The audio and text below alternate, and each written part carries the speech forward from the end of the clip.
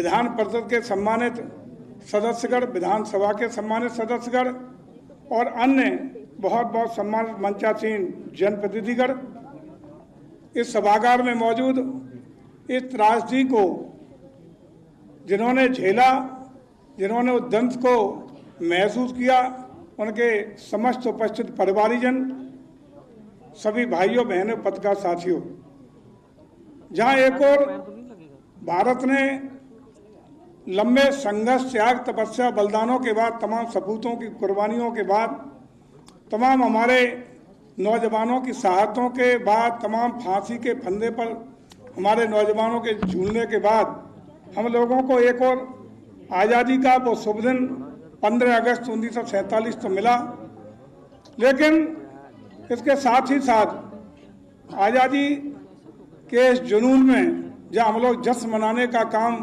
कर रहे थे, वहीं दूसरी ओर हमारे देश को विभाजन की त्रासदी को भी झेलना पड़ा। उसका दंश इतना भयावह था कि हमारा देश मजहब के आधार पर टुकड़े टुकड़े हुआ, 2 देश बने, लेकिन जिस तरीके से खून खराबा हुआ, जिस तरीके से माँ बहनों के साथ पलायन के साथ साथ बलात्कार की घटना हुई, लूट खसोट हुई, जमीनों पे कब्जे हुए, जब ट्रेनें उधर से आती थी तो ये देखा जाता था कि वहाँ लाशों के ढेर भर के भेजने का काम उस त्रासदी के रूप में पूरे देश को देखने को मिला। तमाम हमारे ऐसे परिवार और खासकर पंजाब के रहने वाले, बंगाल के रहने वाले हमारे बहुत जामाज सिख समाज के लोगों ने उस त्रासदी को बेहद तरीके से झेला। तमाम लोग विस्थापित हुए, जो कल तक बड़ी बड़ी कोठियों में वहाँ पाकिस्तान की ओर रहने वाले लोग थे, वो एक शरणार्थी के रूप में, एक असहाय के रूप में पलायन करके शरणार्थी के रूप में इधर आए। ऐसा दंश हमारे देश ने झेला है जिसको हमें नहीं भूलना चाहिए। हम बधाई देना चाहेंगे अपने माननीय प्रधानमंत्री जी को, जिन्होंने इस पर चिंता करने का काम किया और 2021 से विभाजन विभीषिका को पूरे देश में, ताकि वो क्षण याद रहें, वो चीज़ें याद रहें, हम लोगों को, अगली पीढ़ी को वो संदेश जहन में रहे, इसके लिए आदरणीय प्रधानमंत्री जी ने पूरे देश में भारत विभीषिका दिवस को 14 अगस्त के दिन मनाने का 2021 में निर्णय लिया।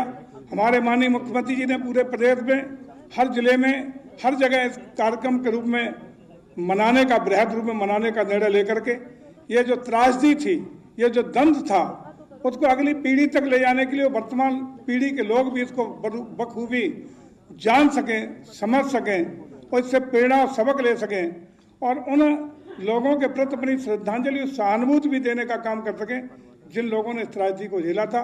उन परिवारों के प्रति भी सहानुभूति हमारे समाज में पैदा हो सके, जो लोग त्रासदी को झेल करके हमारे देश में विस्थापित होकर के भारत में शरण लेने का काम किया था।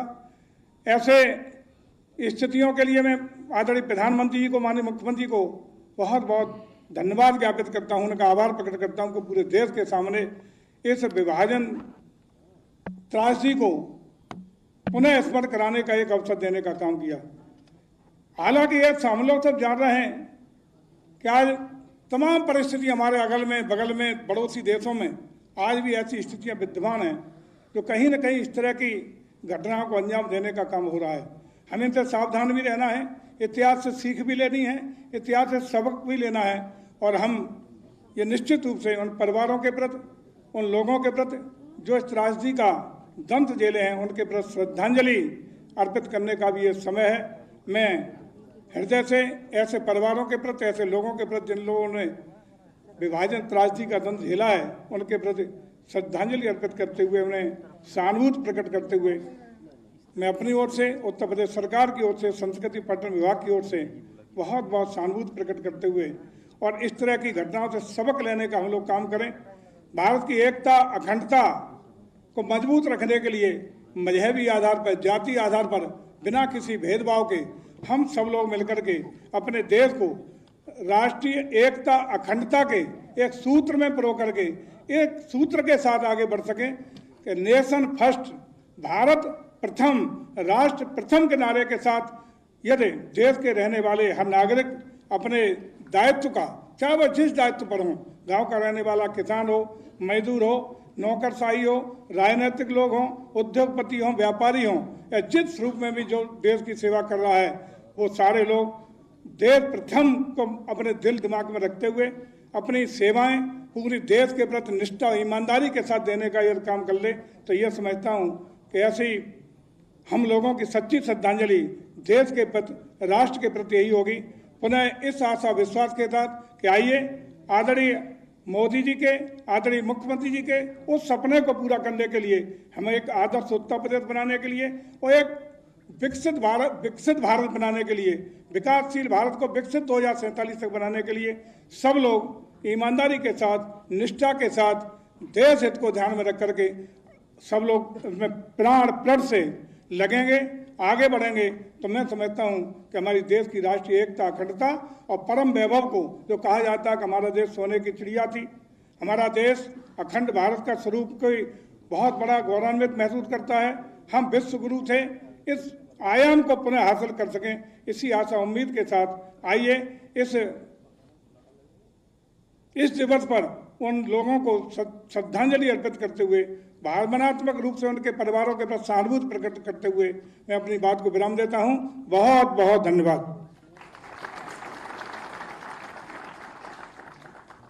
धन्यवाद माननीय मंत्री जी। और अब विभाजन विभीषिका से प्रभावित विस्थापित परिवारों के 3 सदस्यों द्वारा अपना अनुभव साझा किया जाएगा। सर्वप्रथम मैं आमंत्रित करता हूं सिंधी समाज के प्रतिनिधि श्री नानक चंद लखमानी जी को। आए, स्वागत है आपका।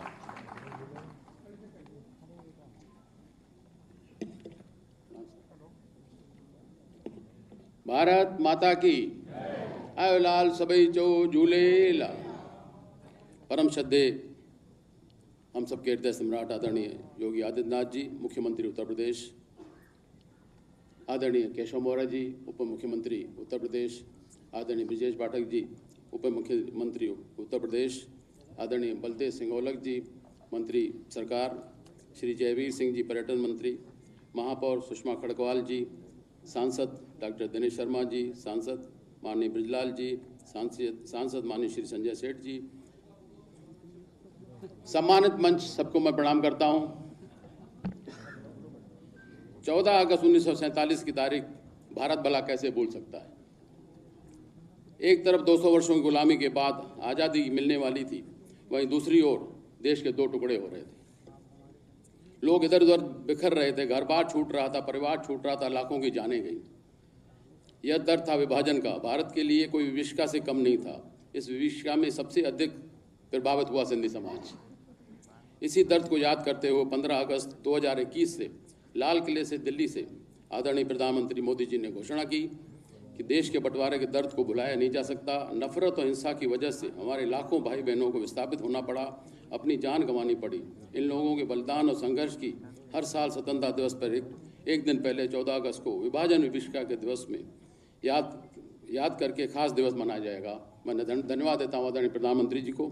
महोदय, धर्म के आधार पर वर्ष 1947 में भारत का जो विभाजन हुआ, इतिहास में सबसे बड़ी भूल थी। इस दुष्परिणाम पर आज तक सिंधी समाज भुगता रहा है। विभाजन के कारण सिंधी समाज के लाखों परिवार विस्थापित होकर तितर बितर हो गए, कई शहरों में बस गए, पूरे हिंदुस्तान में भिन्न भिन्न प्रांतों में बस गए। उन्हें तत्कालीन सरकार द्वारा कैंपों में, बैरकों में रखा गया, जहाँ पर रहने की व्यवस्था नहीं थी, लैट्रिन की व्यवस्था नहीं थी, पानी की व्यवस्था नहीं थी। उस समय संघ के स्वयंसेवकों ने जो हमारी मदद की, जो आज तक हमारा सिंधी समाज भूलता नहीं है और पूरी तरह समर्पित भाव से भारतीय जनता पार्टी के पक्ष में खड़ा रहता है। आंकड़े बताते हैं कि वर्तमान में भारत में सिंधी समाज के लोगों की संख्या भले 1 से 2% की रही होगी, लेकिन प्रतिशत के हिसाब से भारत की GDP, सकल घरेलू आय में सिंधी समाज का योगदान 20% का है। और भारत में कुल आय, इनकम टैक्स का कलेक्शन सिंधी समाज द्वारा 24% का है। भारत में किए जा रहे विभिन्न समाज कार्यों में भी सिंधी समाज बड़ी धनराशि खर्च करता है। भारत में सिंधी समाज का भाषाई आधार पर पृथक आय न होने के कारण वर्तमान सिंधी समाज की बड़ी समस्या अपनी मातृभाषा, सभ्यता, संस्कृति को संरक्षित करने की बड़ी समस्या है। तो हम लोग चाहते हैं सरकार, क्योंकि ये भी त्रासदी का पार्ट है कि हमारे पास प्रांत नहीं मिला, जिसके कारण से आज भी हम अपनी समस्याएं शासन तक नहीं पहुंचा पाते। तो प्रदेश में हमारा न कोई विधायक है, न एमएलसी है, न कोई ऐसी बात है जो अधिकारी तक हम पहुंचा सकें। जब भी कोई छोटी मोटी घटना हो, कोई कष्ट हो, तो हम शासन से निवेदन करना चाहेंगे। हालांकि ये मौका समय नहीं कहने का, लेकिन फिर भी दर्द है, वो भी पीड़ा का, विभाजन का एक अंश है। महोदय, भारतीय जनता पार्टी और प्रदेश सरकार सिंधी समाज के दुख दर्द को सदैव साथ रहती है। हम पूरी तरह समर्पित भाव से हैं। निवेदन करना चाहेंगे माननीय मुख्यमंत्री जी से, जो पूरी तरह समर्पित भाव सिंधी समाज से। आज गर्व होता हमको मौका हमें कहने का, गोरखपुर में जो आपने हमारा इष्ट देवता भगवान झूलेलाल का मंदिर स्थापित किया, उसके लिए सभी सिंधी समाज की तरफ से उत्तर प्रदेश में बहुत बहुत बधाई देता हूँ। क्योंकि सिंधी समाज के लिए, संस्कृत के लिए कोई ऐसा भवन नहीं है, कला संजो के रखे समाज के लिए कोई व्यवस्था हो तो हम कर नहीं पा रहे हैं। तो इसकी वजह से हम लोग चाहेंगे, प्रभु श्री राम का मंदिर अयोध्या धाम में बसा है, अयोध्या धाम इतनी खूबसूरती से बनाया गया है, वहाँ अगर एक 5 एकड़ का टुकड़ा सिंधी समाज को दिया जाए तो वहाँ सिंधी संस्कृति केंद्र हम बना पाएंगे और सिंधी संजो के हम लोग रख पाएंगे। तो ऐसा आज के उस विषय में आपसे निवेदन करना चाहूँगा और बताना चाहूँगा, क्योंकि प्रदेश का पूरा नेतृत्व हमारे बीच है। आज मौका है, हमारे सिंधी समाज, पंजाबी समाज, सिख समाज सभी मौजूद हैं। भले गिनती में हम लोग बड़े कम हैं, लेकिन हम लोग पूरी तरह समर्पित भाव से राष्ट्र के लिए, देश के लिए, सभी व्यापारी वर्ग हैं, छोटे छोटे दुकान होगी उसमें 4-6 जनों को हम लोग व्यवसाय देते हैं। तो संख्या में हम लोग कम होने के नाते भी हम देश में, प्रदेश में पूरी तरह समर्पित भाव से कार्य करते हैं। आज इस कार्यक्रम के माध्यम से मैं माननीय प्रधानमंत्री जी को, माननीय मुख्यमंत्री जी को, प्रदेश नेतृत्व जितना हमारा मंचासीन मौजूद है, सबको प्रणाम करते हुए बहुत बहुत बधाई देता हूँ। ये कार्यक्रम विभाजन की विविधता पर हर वर्ष होता रहा है, 3 साल से लगातार हो रहा है और पूरी तरह समर्पित भाव से सभी लोग साथ रहते हैं। धन्यवाद। जय भारत, जय हिंद। भारत माता की जय। आयो लाल सभई चहो, झूलेलाल। धन्यवाद। और अब मैं आमंत्रित करता हूं श्री अनिल वर्मानी जी को, पंजाबी समाज के प्रतिनिधि।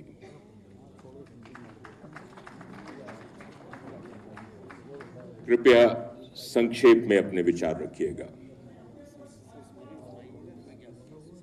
और खासतौर से कोई संस्मरण हो तो वो जरूर उल्लेख कीजिएगा। उत्तर प्रदेश के यशस्वी मुख्यमंत्री राष्ट्र गौरव माननीय योगी आदित्यनाथ जी, उत्तर प्रदेश के उप मुख्यमंत्री आदरणीय ब्रजेश पाठक जी, उत्तर प्रदेश के उप मुख्यमंत्री केशव प्रसाद मौर्य जी एवं सम्मानित मंच।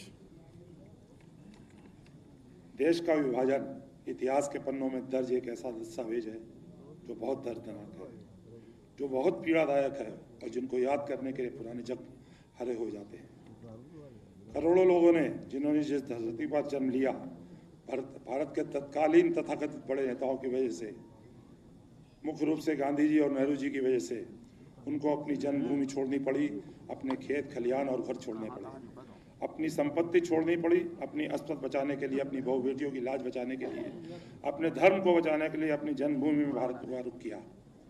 एक तो यह विभाजन वैसे भी दर्दनाक था और नेतृत्व की अदूरदर्शिता के कारण यह भयानक रूप से विवेचक हो चुका था, क्योंकि नेताओं ने आबादी की अदला बदली और पलायन की कोई योजना तैयार नहीं की थी। उनको केवल सरकार बनाने की जल्दी थी और नेहरू जी को प्रधानमंत्री बनाने की जल्दी थी। करोड़ों लोगों के भाग्य के भरोसे छोड़ दिया गया, उसके लिए कोई सुरक्षित पैसेज या गलियारा नहीं बनाया गया, उनकी सुरक्षा के लिए उपाय नहीं किए गए और इस विभाजन ने करोड़ों लोगों को बेघर किया।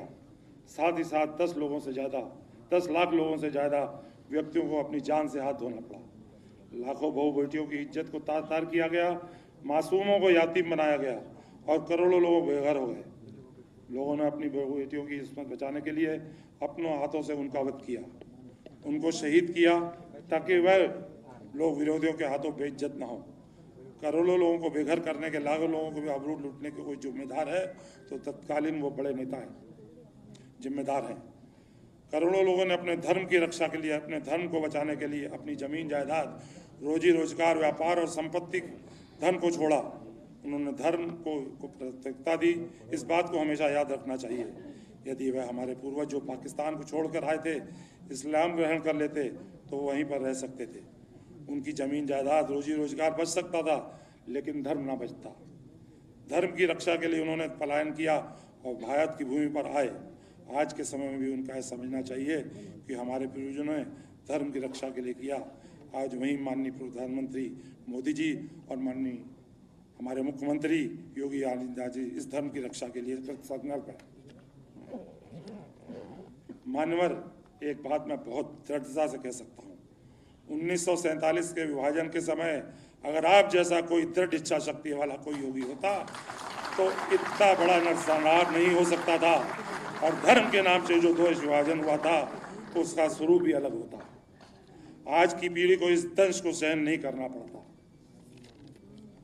हम सब अधिकतर व्यापारी समाज से आते हैं, सिंधी, पंजाबी और सिख सब समाजी परिवार व्यापारी समाज से आते हैं। हमने 2017 से पहले का भी उत्तर प्रदेश देखा है, और आज आपके नेतृत्व में 2017 के बाद के उत्तर प्रदेश की प्रगति और उस सुरक्षा वाले प्रदेश को भी देख रहे हैं। विभाजन की विभीषिका दिवस पुरानी पीड़ा को याद करने के साथ साथ भविष्य को संभालने की दिशा में एक कदम है, और इसके लिए मान्यवर आप साधुवाद के पात्र हैं, और हम सब मिलकर आपके हाथों को मजबूत करेंगे। धन्यवाद। जय भारत, जय उत्तर प्रदेश। धन्यवाद माननीय महोदय। और अब मैं सिख समाज के प्रतिनिधि श्री निर्मल सिंह जी को आमंत्रित करता हूं।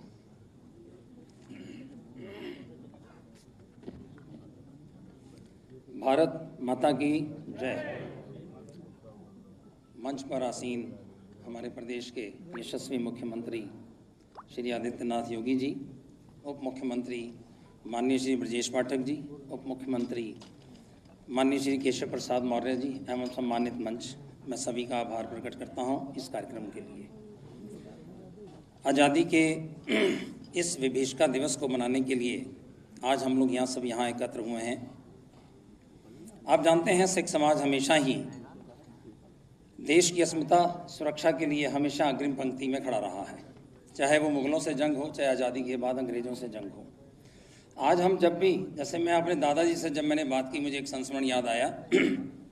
दादाजी से बात करते करते वो एक अतीत में खो जाते थे कि किस तरीके से हमारे घरों के अंदर उस समय बच्चों को माएँ देश की आज़ादी के लिए समझाया करती थीं कि देश की आज़ादी कैसे मिलनी है, किस तरीके से हमें अंग्रेज़ सरकार से लोहा लेना है।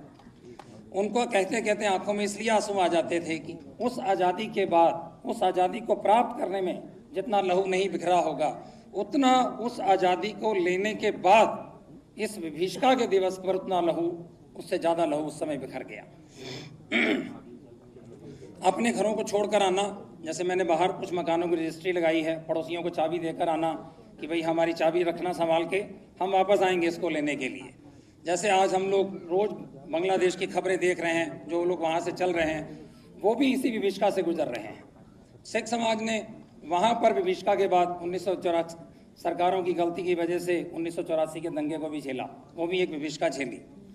मैं आभार प्रकट करता हूँ माननीय मोदी जी का, माननीय योगी जी का, जिन्होंने इस विभीषिका दिवस को मनाकर उन लोगों को श्रद्धांजलि दी और हमारे पिछले जख्मों को एक मरहम लगाने का कार्य किया है। मैं उसके लिए आभार प्रकट करता हूँ। एक संस्मरण छोटा सा मेरे पास में 1 मिनट का और है कि हमारे बीच में पूर्व महापौर जी बैठी हैं, श्रीमती संयुक्ता भाटिया जी, जो कि 1946 में जब इनका जन्म हुआ तो ये अपने माता पिता से बिछड़ गईं। 2.5 साल बाद रिफ्यूजी कैंप के अंदर ये अपने दोबारा पिताजी को दोबारा पुनः मिली। ये एक संस्मरण था आपको सुनाने के लिए। एक बार पुनः इस कार्यक्रम के लिए आप सबका आभार, धन्यवाद।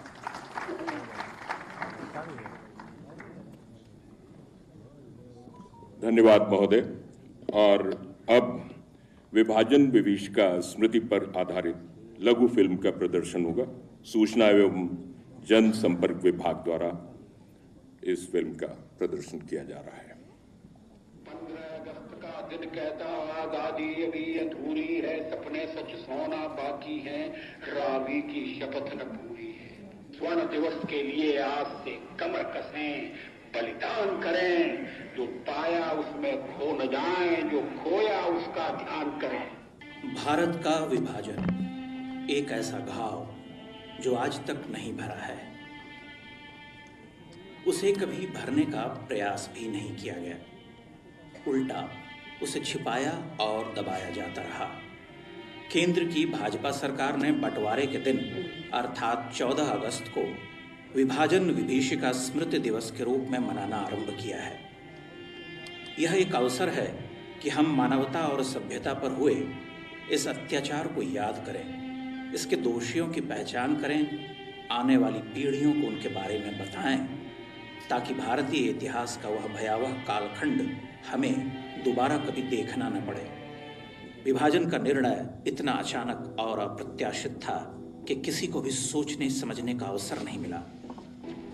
अंतिम समय तक कांग्रेस के नेता आश्वासन देते रहे कि मुस्लिम लीग की मांग किसी कीमत पर स्वीकार नहीं की जाएगी। गांधी जी भी जनता को आश्वासन दे रहे थे कि देश का विभाजन मेरी लाश पर होगा। परंतु एकाएक 3 जून 1947 को विभाजन की घोषणा कर दी गई। उस पर हमारे नेताओं ने अपनी स्वीकृति की मुहर भी लगा दी। मात्र 72 दिन बाद 15 अगस्त को इस निर्णय के क्रियान्वयन में वे भी सहमत हो गए। देश की बहुसंख्यक आबादी की सहमति असहमति की कोई चिंता नहीं की गई। विभाजन का निर्णय इतना अचानक हुआ, इतने कम समय में विभाजन के विरोध में कोई जन आंदोलन छेड़ना भी संभव नहीं था।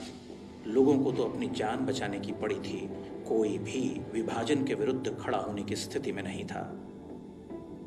मानवता के इतिहास में इस अभूतपूर्व सर्वनाश और विस्थापन का शिकार बन रहे लोगों से प्रतिरोध की अपेक्षा भी व्यर्थ ही थी। 15 अगस्त 1947 के दिन जब दिल्ली समेत पूरा देश स्वतंत्रता का उत्सव मना रहा था, ठीक उसी समय हजारों काफिले लाहौर, मुल्तान, लायलपुर और सियालकोट जैसे शहरों से भारत की ओर बढ़ रहे थे। उनके लिए इस उत्सव का कोई अर्थ नहीं था। उनके तो पग पग पर मौत का साया मंडरा रहा था। रास्ते में क्या हो जाए कोई कुछ नहीं जानता था। जिधर देखो शव ही शव। अनगिनत महिलाओं का अपहरण हुआ, सामूहिक बलात्कार हुए, उन्हें लूट के माल की तरह नीलाम किया गया। सधवाएं विधवा हो रही थीं, बच्चे अनाथ हो रहे थे। रेलगाड़ियों से चलना भी सुरक्षित नहीं था। उन्हें कहीं भी रास्ते में रोककर हथियारबंद जिहादी जत्थे नरसंहार शुरू कर देते थे। यात्रियों की जगह वे लाशों से भरी रेलगाड़ियां इधर भेज रहे थे। लाखों लोगों को अपने पुरखों और देवताओं की पुण्य भूमि को छोड़कर उस बाकी बचे भूभाग की ओर चल देना पड़ा जिसे स्वतंत्र भारत कहा जा रहा था। लोगों के पास भागने के अतिरिक्त कोई चारा भी नहीं था। जहां तक संभव हुआ लोगों ने अपने स्तर पर प्रतिरोध किया। हमारे राजनेताओं ने भले ही अत्याचारों के आगे हथियार डाल दिए थे, पर जनता ने उनका अनुकरण नहीं किया। स्वतंत्रता के बाद सुनियोजित प्रचार द्वारा समाज में यह धारणा बनाई गई कि देश के विभाजन को जनता ने खुशी खुशी स्वीकार कर लिया था और उस दौरान हिंदू समाज पर जो दानवीय अत्याचार हुए थे वो नए राष्ट्र के जन्म की प्रसव पीड़ा मात्र थे। जबकि लाखों करोड़ों विस्थापितों की गवाहियां इस झूठ की पोल खोलती हैं। हजारों वर्ष पुरानी भारतीय सभ्यता की पुण्य भूमि के बंटवारे को सैद्धांतिक रूप से कभी स्वीकार नहीं किया जा सकता है। कुछ ऐसी भावना महान क्रांतिकारी महर्षि अरविंद ने वर्ष 1957 में व्यक्त की थी। देर चाहे कितनी भी हो, पाकिस्तान का विघटन और भारत में विलय एक दिन तय है। यही ईश्वर की इच्छा है। भारत फिर से अखंड होगा और मैं उसे स्पष्ट रूप से देख रहा हूं। महापुरुषों की ये भविष्यवाणियां एक आशा का संचार करती हैं। करोड़ों भारतवासी इस कामना को अपने हृदय में बिठाएंगे तो यह और भी बलवती होगी। जिस दिन यह सत्य सिद्ध होगी वह दिन विभाजन की विभीषिका झेलने वाले करोड़ों निर्दोषों को सच्ची श्रद्धांजलि का दिन होगा।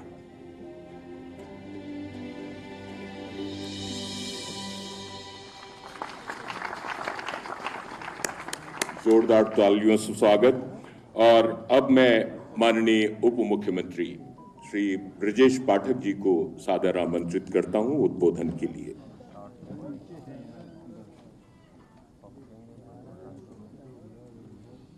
भारत माता की, भारत माता की।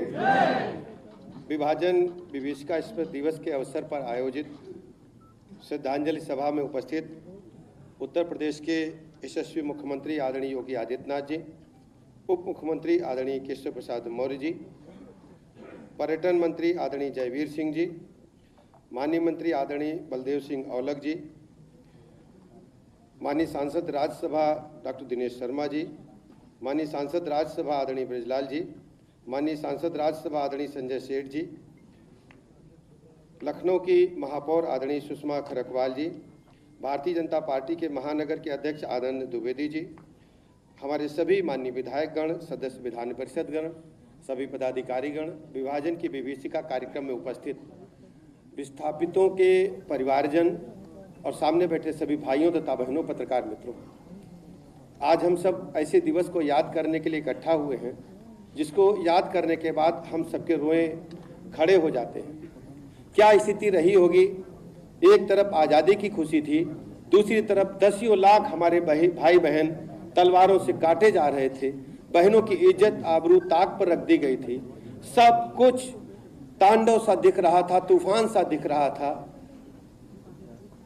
ऐसी त्रासदी को याद करते हुए आज हम सब अपने उन वीर सपूतों को नमन करते हैं जिन्होंने आज़ादी दिलाने में अपनी अहम भूमिका निभाई थी, तथा उन परिवारों को भी मैं नमन करता हूं जिन्होंने त्रासदी के समय पाकिस्तान को छोड़ करके भारतवर्ष की भारत माँ को अपना करके यहाँ पर आए थे और अपना सब कुछ छोड़ करके आए थे। ऐसी दुख की घड़ी में हम पूरे प्रदेशवासियों की तरफ से उन परिवारों के प्रति संवेदना प्रकट करते हैं और उन सभी शहीदों को श्रद्धा सुमन अर्पित करते हैं। आदरणीय प्रधानमंत्री नरेंद्र मोदी जी का आभार प्रकट करते हैं कि आज़ादी जिन परिस्थितियों में जिन कीमत पर हमें मिली थी उसको याद करके हम आज़ादी की कीमत को समझ सकते हैं। कल हम सब 15 अगस्त मनाएंगे, लेकिन 15 अगस्त क्यों मनाने जा रहे हैं, इसके पीछे किन किन की आहुति है, कैसे कैसे लोगों ने घर छोड़ा, कितनी बड़ी इसकी हमें कीमत चुकानी पड़ी, हम सब भूल जाते हैं। और जब जब हमें इसके भयावह परिणाम याद रहेंगे, आज़ादी की कीमत को हम और समझ पाएंगे और भारत माता का तिरंगा, भारत का तिरंगा घर घर में तिरंगा अभियान के तहत पहुंचा करके फहराने का काम करेंगे। भारत माता के मस्तक को दुनिया के पैमाने पर सर्वोच्च शिखर पर ले जाने का काम करेंगे।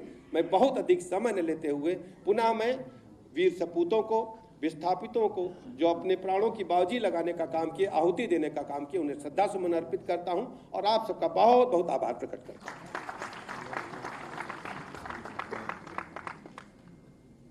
धन्यवाद महोदय। और अब माननीय उप मुख्यमंत्री श्री केशव प्रसाद मौर्य जी।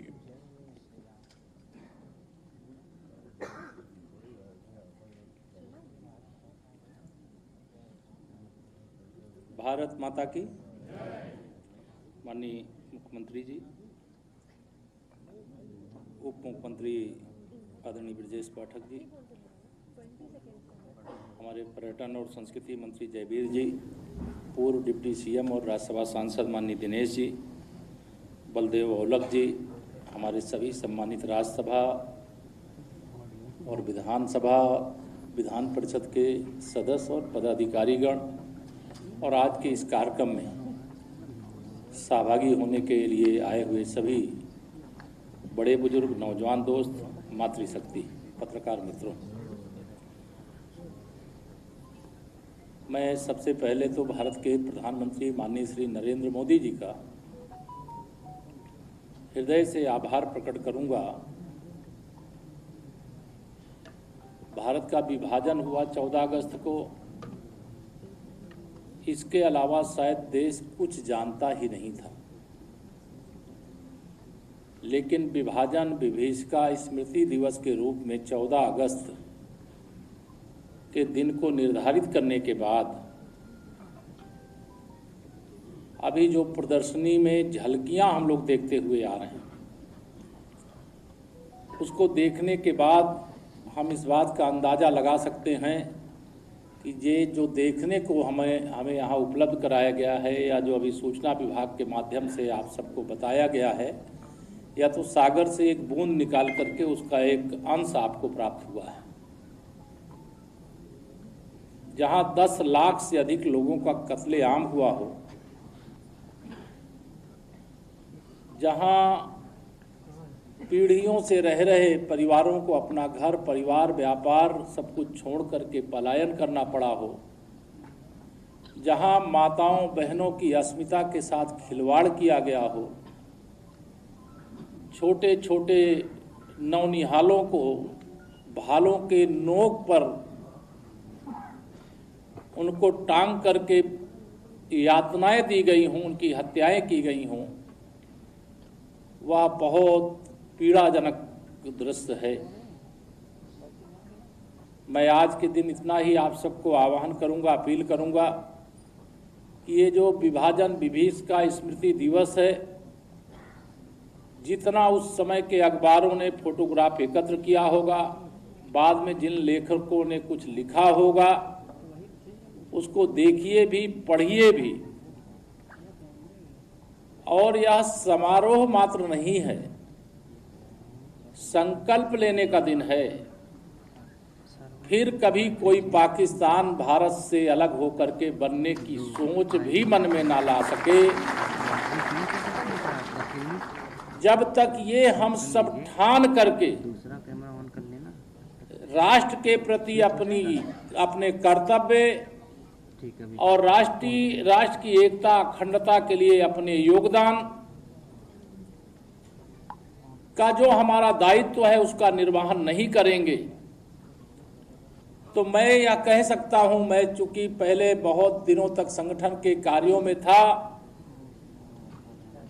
मदरसी शिक्षा देने का काम किया जाता है, उस शिक्षा में दिखाया जाता है अखंड भारत का नक्शा। उस अखंड भारत में एक हिस्सा दिखाया जाता है जो आज का पाकिस्तान और बांग्लादेश है। मदरसे में पढ़ने वाले बच्चों को बताया जाता है कि यह देखो, पाकिस्तान और बांग्लादेश के रूप में जो आज मुस्लिमों का देश है, यह पहले किसका था, आज किसका है। और फिर वहां पर इस प्रकार के नारे भी सुनाए जाते हैं कि हंसकर लिया है पाकिस्तान और लड़कर लेंगे हिंदुस्तान। ये आवाज अगर हमारे कानों तक पहुंचती है और उसके बाद भी हम सावधान और सजग होकर के सतर्क नहीं होते हैं, देश की एकता के लिए मजबूत तैयारी नहीं करते, सरकार माननीय प्रधानमंत्री जी के नेतृत्व में देश, आदरणीय मुख्यमंत्री जी के नेतृत्व में प्रदेश सुरक्षित है, शक्तिशाली है, लेकिन नागरिक कर्तव्य जो हमारा है, मैं लंबी बातें ना करके, चूंकि माननीय मुख्यमंत्री जी बोलेंगे, इतना ही कहूंगा, चाहे 14 अगस्त का कार्यक्रम हो और चाहे 15 अगस्त हमारा स्वतंत्रता दिवस हो, जिसके लिए कहा गया है 13 से 15 अगस्त तक हर घर तिरंगा फहराने का कार्यक्रम किया जाएगा। मैं अपील करूंगा, ये हर घर तिरंगा नहीं, 140 करोड़ देशवासियों का अर्थात 240 करोड़ भुजाओं की ताकत है। एक भारत श्रेष्ठ भारत का संदेश है, दुनिया को संदेश है, और आप सब प्रबुद्ध लोग हैं, सब समझते हैं। मैं इतना ही कह करके कि देश की एकता से बड़ा, देश की अखंडता से बड़ा हमारा आपका कोई दायित्व नहीं है। आज हम सबका एक ही दायित्व है, हम देश को हर प्रकार से मजबूत बनाने के लिए क्या करें, कैसे करें, क्यों करें, यह विचार आपके लिए छोड़ते हुए मैं अपनी बात को पूरी करता हूं। धन्यवाद।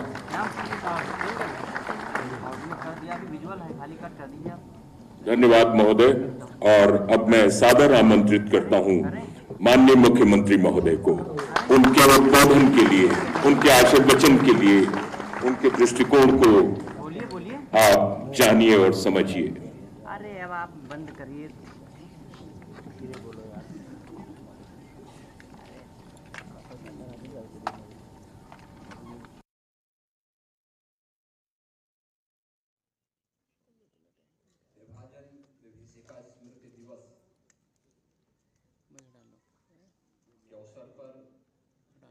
संस्कृति विभाग के द्वारा आयोजित आज के इस कार्यक्रम में मंच में उपस्थित प्रदेश सरकार में मंत्रिमंडल के मेरे वरिष्ठ सहयोगी उप मुख्यमंत्री द्वय श्री केशव प्रसाद मौर्य जी,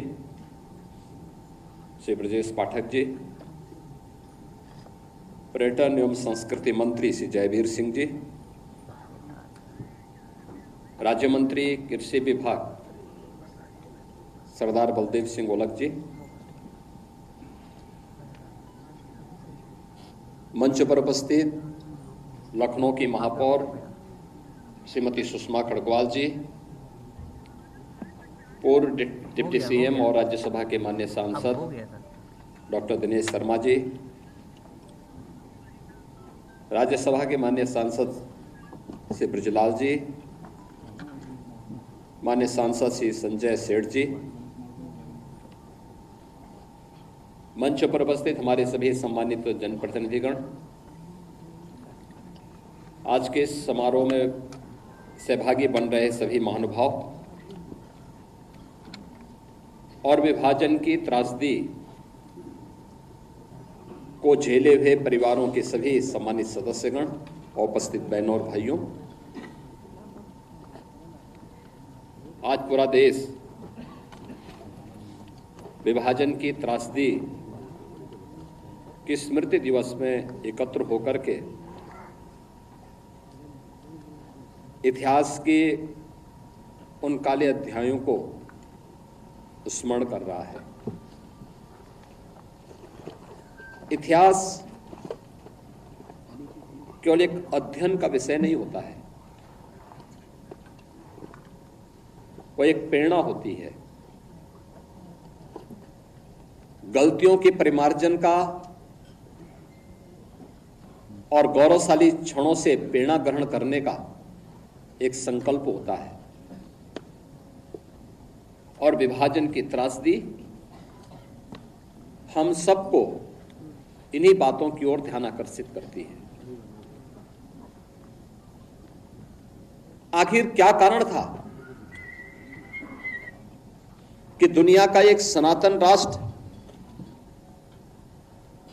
हजारों हजार वर्षों से जो एक भारत रहा हो, वह भारत पहले गुलाम हुआ, विदेशी आक्रांताओं के द्वारा यहां की परंपरा और संस्कृति को रौंदा गया, तोड़ा गया, अपवित्र किया गया, इस देश को गुलाम बनाया गया। और जब भारत ने अंगड़ाई ली थी, आजादी की लड़ाई को लेकर के देश के महान क्रांतिकारियों ने, स्वतंत्रता संग्राम सेनानियों ने जिस लड़ाई को लड़कर के देश को स्वतंत्र कराने की दिशा में विदेशी हुकूमत को उखाड़ फेंकने के संकल्प के साथ जो लड़ाई लड़ी गई थी, जब उसकी पूर्णता का समय आया तो विभाजन की त्रासदी का सामना इस सनातन राष्ट्र को करना पड़ा। जो कार्य इतिहास में किसी युग में नहीं हुआ, वह दुर्भाग्य से सत्ता लोलुप कांग्रेस की सत्ता के प्रति अभिलिप्सा ने, लोलुपता ने त्रासदी के रूप में, विभाजन की त्रासदी के रूप में हम सबके सामने प्रस्तुत कर दी और स्वतंत्र भारत को एक ऐसा नासूर दे दिया जो आज भी इस भारत में आतंकवाद के रूप में, उग्रवाद के रूप में, अलगाववाद के रूप में लगातार पूरे भारत को दंश दे रहा है। कौन नहीं जानता कि अगर तत्कालीन राजनीतिक नेतृत्व दृढ़ता का परिचय देता, दुनिया की कोई ताकत इस अप्राकृतिक विभाजन को मूर्त रूप नहीं दे पाती। लेकिन दृढ़ इच्छा शक्ति का अभाव, सत्ता लोलुपता, एन केन प्रकारेण सत्ता प्राप्त होनी चाहिए, इसके लिए चाहे देश को ही दांव पे क्यों न लगाना पड़े। और यही तो हुआ, यही 1947 में भी हुआ और 1947 के बाद भी लगातार यही हो रहा है। जब भी इन लोगों के हाथों में सत्ता आई, इन्होंने देश की कीमत पर राजनीति की और उसकी कीमत इस देश को, इस देश की भोली भाली जनता को तब भी चुकानी पड़ी थी और लगातार लंबे समय तक चुकानी पड़ी है। यह विभाजन की दुर्भाग्यपूर्ण त्रासदी हम सबको उन्हीं गलतियों के परिमार्जन की तरफ हमारा ध्यान आकर्षित करती है। भारत बल, बुद्धि, विद्या सब में दुनिया का नेतृत्व करने की सामर्थ्य रखता था। याद करिए 16वीं सदी तक भारत का वैभव दुनिया के अंदर अग्रणी था। अगर दुनिया की जीडीपी की आप बात करते हैं तो दुनिया की अर्थव्यवस्था का आधा भाग का नेतृत्व अकेले हिंदुस्तान करता था 16वीं सदी तक। इतना समृद्ध भारत था। और यह तब था जब कई 100 वर्षों तक लगातार विदेशी आक्रांताओं के आक्रमण को यह झेल रहा था। और लगातार फिर किस स्थिति में यह पहुंच गया था, आपने भी वह दृश्य देखा है फोटोग्राफ के माध्यम से। इस जो यहां पे भी सूचना विभाग ने त्रासदी के कुछ दृश्य आपके सामने प्रस्तुत किए। 15 अगस्त 1947 से एक दिन पूर्व 14 अगस्त 1947 को जब विभाजन की त्रासदी हो रही थी और 15 अगस्त को जब देश के अंदर तत्कालीन प्रधानमंत्री पंडित जवाहरलाल नेहरू के द्वारा भारत के तिरंगे को पहरा करके कांग्रेस के नेताओं के द्वारा देश के अंदर आजादी के जश्न को मनाने का कार्य किया जा रहा था, तब लाखों लोग अपनी मातृभूमि को छोड़ने के लिए, अपने परिवारों को छोड़ने के लिए मजबूर हो रहे थे। किस प्रकार की यातनाएं उन पे पड़ रही थी, किस प्रकार का दृश्य था, किस प्रकार के मानवीय अत्याचार हो रहे थे, ये किसी से छुपा हुआ नहीं। और ये दृश्य बहुत कुछ है, चित्र बहुत कुछ बोल देते हैं। यानी दुनिया का सबसे समृद्धतम देश 1947 तक आते आते एक दलित देश में बदल गया था। और वह दृश्य भी आपने देखा, वह दृश्य भी आपने देखा है। ये क्यों हुआ? क्या ये सच नहीं कि हमारी कुछ कमजोरियों ने आक्रांताओं को देश के अंदर आक्रमण करने के लिए एक स्पेस दिया? और जो गलतियां इतिहास के उन काले अध्यायों में हम सबके सामने कैद है, क्या वही गलतियां चुनाव के समय राजनीतिक नेतृत्व देश के अंदर इस प्रकार की गलतियां राजनीतिक दलों के द्वारा नहीं की जाती हैं? ये जाति के नाम पर विभाजन की त्रासदी तक पहुंचाने की एक कथा वही है जो पहले जातीयता के नाम पर होता था, जातिवाद के नाम पर होता था। आज वही कार्य, वही कृत्य, वही कारनामे राजनीतिक दलों के स्तर पर जातीयता का नग्न तांडव करके फिर उसी विभाजन की ओर ले जाने की कुछ सी चेष्टा की जा रही है। परिणाम क्या है? परिणाम आप सबके सामने फिर वही है। परिणाम फिर आपके सामने वही है। तिथि बदली है, लेकिन चेहरे बदले होंगे, लेकिन घटनाओं का स्वरूप उसी प्रकार का है जो 1947 में हुआ था। वही तो पाकिस्तान में आज भी हो रहा है। वही तो पूर्वी पाकिस्तान कहा जाने वाला आज का बांग्लादेश में वही तो हो रहा है। उस समय 10 लाख हिंदू एक साथ काटे गए थे, हिंदू सिख सभी थे, एक साथ काटे गए थे। और आज भी वही आगजनी, वही तोड़फोड़, वही लूटपाट, बहन और बेटियों के साथ वही अत्याचार, उसी प्रकार की त्रासदी का दृश्य आज भी हम सबके सामने है। और इस सब के बावजूद इस प्रकार के कार्यक्रमों को केवल एक औपचारिकता बना करके हम लोग केवल अपनी बात करने तक सीमित हो जाते हैं।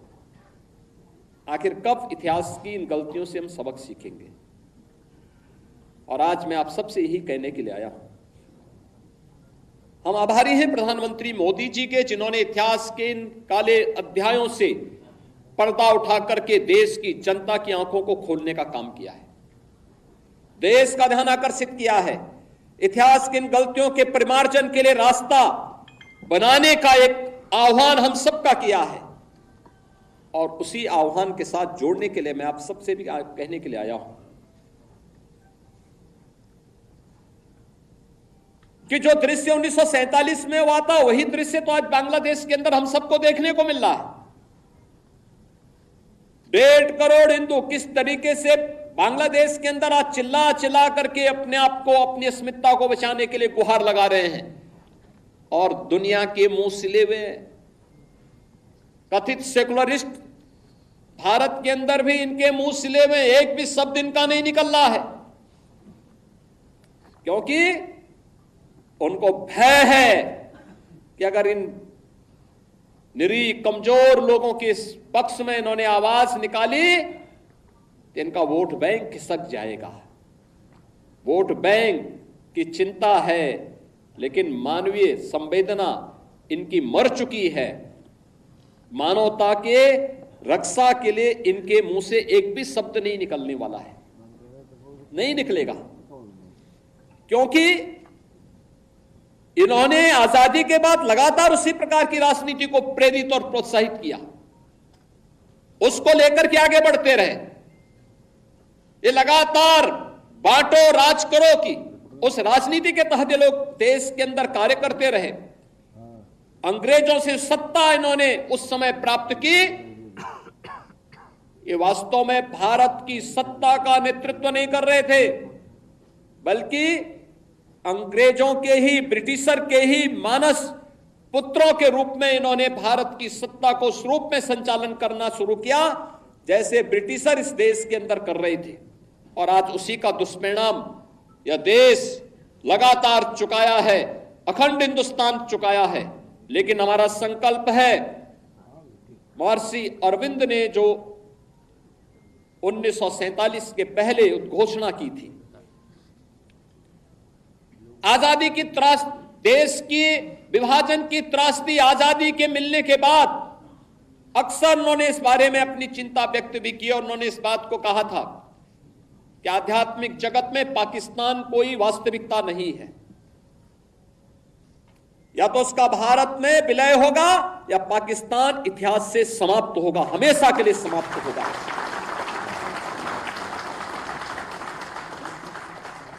क्योंकि आध्यात्मिक जगत में जब जिसका कोई वास्तविक अस्तित्व नहीं है उसको नष्ट ही होना है,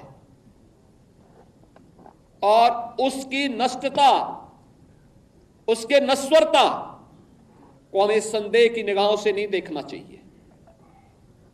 हमें मानना चाहिए होगा, लेकिन इसके लिए हमें भी तैयार होना होगा, हमें भी अपने आप को तैयार करना होगा। हमें अपनी उन गलतियों का परिमार्जन करना पड़ेगा जिन गलतियों के कारण विदेशी आक्रांताओं को भारत के अंदर घुसने, भारत के पवित्र तीर्थ स्थलों को अपवित्र करने, भारत की परंपरा और संस्कृति को नष्ट करने का एक अवसर जिन्हें प्राप्त हुआ था, उस प्रकार की गलतियों को, वह विभाजन की जो त्रासदी तक हमें पहुंचाया है, वह जातीय विभाजन के रूप में, क्षेत्रीय विभाजन के रूप में, भाषाई विभाजन के रूप में, इन सभी से उभर करके हम सबको राष्ट्र प्रथम के भाव के साथ मिलकर के कार्य करना होगा। भारत की आजादी इस बात के लिए हम सबका आह्वान कर रही है। और याद रखना, भारत केवल दुनिया का सबसे बड़ा लोकतंत्र ही नहीं है, ये लोकतंत्र की जननी भी है। जितनी स्वतंत्रता भारत ने अपने नागरिकों को दी है, दुनिया के अंदर इस प्रकार की स्वतंत्रता किसी भी अन्य देश में अपने नागरिकों को नहीं प्राप्त हो पाई है। हम सबको अपने संविधान पर गौरव की अनुभूति करनी चाहिए। भारत के संविधान निर्माताओं के प्रति अपार श्रद्धा और सम्मान का भाव व्यक्त करना चाहिए। हमें सरदार वल्लभ भाई पटेल की दृढ़ता का सम्मान करना चाहिए। हमें बाबा साहब डॉक्टर भीमराव अंबेडकर के प्रति सत नमन करना चाहिए, जिन्होंने अपनी पीड़ा को दबाने के बावजूद भारत की एकता और अखंडता के प्रतीक भारत के संविधान को भारतवासियों को प्रदान किया, जो संविधान आज भी हम सबका नेतृत्व करता है, हमारा मार्गदर्शन करता है। और उन सभी महापुरुषों से जिन्होंने भारत के संविधान सभा के माध्यम से भारत को दुनिया का सबसे बड़ा संविधान दिया, इस संविधान के माध्यम से हम सबको भारत के इस लोकतंत्र पर गौरव की अनुभूति भी करनी चाहिए।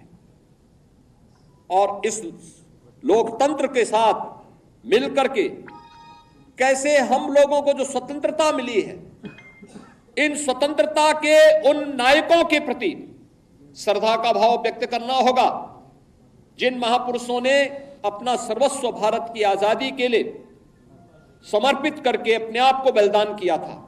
आज के इस अवसर पर भारत फिर से अखंड भारत की दिशा में अग्रसर हो सके, महर्षि अरबिंदो के सपने को साकार कर सके, उनकी भविष्यवाणी सच साबित हो सके, इसके लिए हमें भारत को 1947 तक, जब भारत अपनी आजादी का शताब्दी महोत्सव मना रहा होगा, शताब्दी महोत्सव 1947 में जब भारत की आजादी के 100 वर्ष पूरे हो रहे होंगे, उस समय एक ऐसा भारत जो विकसित भारत होगा, शक्तिशाली भारत होगा, सशक्त भारत होगा।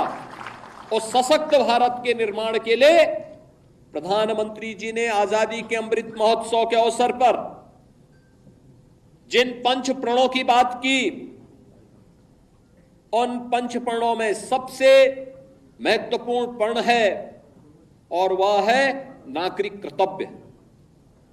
नागरिक कर्तव्य के प्रति हम जिस क्षेत्र में काम कर रहे हैं, किसी भी क्षेत्र में हो सकते हैं, शासन में हो सकते हैं, प्रशासन में हो सकते हैं, पुलिस सेवा में हो सकते हैं, व्यवसाय में हो सकते हैं, युवा हो सकते हैं, किसान हो सकते हैं, महिलाएं हो सकती हैं, समाज के किसी भी तबके में रहकर के वो कार्य, शिक्षक है, अधिवक्ता है,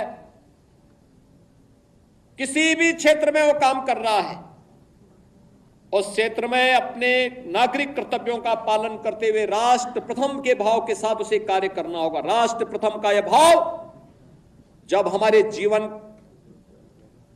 का संकल्प बनेगा, तो भारत के अंदर भारत को दुनिया की सबसे बड़ी ताकत बनने में कोई देर नहीं लगने वाली है। याद रखना,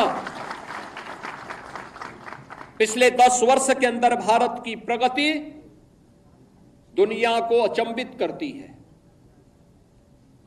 दुनिया को आकर्षित करती है। दुनिया अभिभूत है, भारत की तरफ आशा भरी निगाहों से देख रही है। उसे विश्वास है कि भारत अगर सुरक्षित है तो विश्व मानवता सुरक्षित है। और इसलिए भारत की तरफ आज के समय में दुनिया के अंदर कहीं भी कोई संकट आता है तो भारत की तरफ दुनिया देख रही है। भारत की तरफ दुनिया का यह आकर्षण हमें एक नए भारत का दर्शन कराता है। प्रधानमंत्री मोदी जी के नेतृत्व में इस नए भारत को दुनिया की सबसे बड़ी ताकत के रूप में स्थापित करना, और 10 वर्ष में, आज से 10 वर्ष पहले भारत दुनिया की 10वीं बड़ी आर्थिक महाशक्ति था। आज भारत दुनिया की 5वीं बड़ी अर्थव्यवस्था बना है। अगले 3 वर्ष के अंदर भारत दुनिया की 3री बड़ी अर्थव्यवस्था बन जाएगा। और हमारा प्रयास होना चाहिए कि 1947 होते होते भारत दुनिया की सबसे बड़ी ताकत बनेगा, और उस ताकत के लिए भारत के हर नागरिक को एकजुट होकर के अपने आपसी मतभेदों को समाप्त करते हुए जाति के नाम पर, क्षेत्र के नाम पर, भाषा के नाम पर विभाजन करने वाले उन ताकतों से सतर्क रहते हुए एक भारत श्रेष्ठ भारत के बारे में सोचना होगा। इतिहास के उन गलतियों के परिमार्जन का एक अवसर हम सबके सामने है। हम फिर से इस प्रकार की गलतियों की त्रासदी और इस प्रकार की विभाजन की त्रासदी का सामना फिर से वर्तमान और भावी पीढ़ी को न करना पड़े, इसके लिए हम सबका संकल्प होना चाहिए, जीवन का ध्येय होना चाहिए। विभाजन की इस त्रासदी के लिए तत्कालीन कांग्रेस नेतृत्व पूरी तरह जिम्मेदार रहा है। कांग्रेस विभाजन की इस त्रासदी के लिए और समय समय पर देश के साथ हुए इस धोखे के लिए कभी देश की जनता से माफी नहीं मांगेगी, क्योंकि उनका चरित्र कभी भी इस प्रकार का नहीं रहा। कांग्रेस का वास्तविक चरित्र अधिनायकवादी रहा है और देश के अंदर जब भी उसको अवसर मिला उसने लोकतंत्र के गले को घोंटने का प्रयास किया। 1975 इसका उदाहरण है। जब भी कहीं पर नागरिकों ने अपने अधिकारों की बात की, उसने आपस में लड़ाने का काम किया। देश के अंदर भाषाई विवाद, देश के अंदर क्षेत्रीय विवाद, देश के अंदर सनातन राष्ट्र में हिंदू और सिखों को आपस में लड़ाने का कार्य, ऐसे तमाम ऐसे पाप हैं इनके, जिन पापों की कभी माफी नहीं दी जा सकती है। और इसलिए हमें इस प्रकार के लोगों से सावधान रहते हुए फिर कहीं भी कोई ऐसी स्थिति ना आने पाए जो देश के वर्तमान और भावी पीढ़ी के सामने इस प्रकार की दुर्भाग्यपूर्ण त्रासदी की स्थिति पैदा करे। इसके लिए हम सबके जीवन का इस संकल्प होना चाहिए, हम इसके लिए परिमार्जन करने की दिशा में आगे बढ़ सकें। मैं धन्यवाद दूंगा उन वक्ताओं को जिन्होंने अपनी बातों को यहां पे रखा, और खास तौर पर सरदार निर्मल सिंह ने बहुत अच्छे ढंग से उन्होंने एक बात भी यहां पे रखी कि त्रासदी किस प्रकार की थी। हमारी लखनऊ की पूर्व मेयर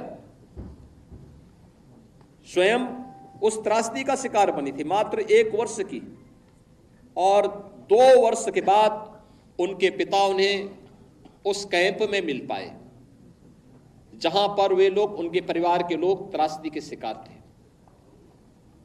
किस प्रकार की स्थितियां थी, बैलगाड़ी से चल रहे हैं, उनको भी पता नहीं उनका ठिकाना कहां है, कहां लक्ष्य है, कोई पता नहीं। किस प्रकार के दृश्य थे, किस प्रकार की त्रासदियां थी। बरसात का समय, नदी नालों में पानी, भीषण गर्मी, उमस, और उस समय अपने परिवार के साथ अपने पुरखों की भूमि को छोड़ करके जाना। उन स्थितियों में अपने इष्ट देव को छोड़ करके जाना किस प्रकार का दृश्य रहा होगा, आज भी हम देख सकते हैं। ननकाना साहिब में हमें गुरु नानक देव जी के प्रकाश पर्व में वहां कीर्तन का अनुमति नहीं होती है, नगर कीर्तन की अनुमति नहीं मिल पाती है,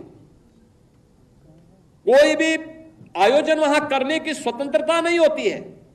और सिंध तो हिंदू बाहुल्य था, सिंध तो आज भी सिंधी बाहुल्यता का राज्य है, उसे पाकिस्तान में के अंदर क्यों जाने दिया गया। बांग्लादेश की आबादी 1947 में कितनी थी और कितने हिंदू थे, 22% हिंदू थे। आज उनकी संख्या घट करके कितनी रह गई है, 7 से 8% रह गई है। उसमें भी आपने अभी 1 सप्ताह पहले बांग्लादेश के हिंदुओं के उस प्रदर्शन को देखा होगा जो चटगांव में वहां के हिंदुओं ने किया था। लाखों हिंदू जुट करके वहां पर अपनी बातों के लिए दुनिया के सामने गुहार लगा रहे थे। मैं धन्यवाद दूंगा, मैं अभिनंदन करूंगा उन हिंदुओं का जिन्होंने इतना साहस किया है कि पाकिस्तान के अंदर रहकर, बांग्लादेश के अंदर रह करके भी उन नरपिशाचों के सामने उन्होंने अपनी प्रवाह के बगैर अपनी वर्तमान और भावी पीढ़ी को बचाने के लिए सड़कों पर उतर करके दुनिया को उसका वास्तविक चेहरा दिखाया है। और मुझे लगता है हमारी सबकी सहानुभूति उन हिंदुओं के साथ में होनी चाहिए, उन पीड़ितों के साथ होनी चाहिए जो बांग्लादेश के अंदर अमानवीय अत्याचार के शिकार वर्तमान में हो रहे हैं। और मैं आप सबसे यही कहूंगा कि हमें इस मजहबी उन्माद से देश को भी और दुनिया को भी बचाने के लिए आह्वान करना होगा। और मुझे लगता है कि ये मजहबी उन्माद एकता के माध्यम से ही परास्त होगा। महर्षि अरविंदो का अखंड भारत का सपना इसका समाधान होगा। आज के इस अवसर पर मैं विभाजन की त्रासदी के शिकार परिवारों के परिवारजनों के प्रति अपनी संवेदना व्यक्त करता हूं। जिन लोगों ने अपने परिवारजनों को खोया है, उस समय खोया था, उन सब के प्रति मैं विनम्र श्रद्धांजलि अर्पित करता हूं और विश्वास करता हूं कि विभाजन की इस त्रासदी से हम कुछ सबक लेकर के आने वाली भावी पीढ़ी के सामने इस प्रकार की त्रासदी न होने पाए, इसके लिए संकल्पित होंगे। धन्यवाद। जय हिंद। बहुत बहुत साधुवाद माननीय मुख्यमंत्री जी। और अब राष्ट्रगान होगा। दशमेश पब्लिक स्कूल आलमबाग के बच्चे प्रस्तुत करेंगे राष्ट्रगान। आप सभी लोग अपने अपने स्थान पर खड़े हो जाएं राष्ट्रगान के सम्मान में।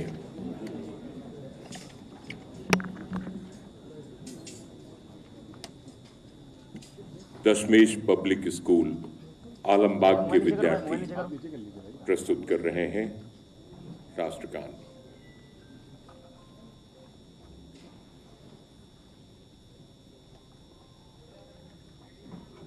शीघ्रता बढ़ते हैं।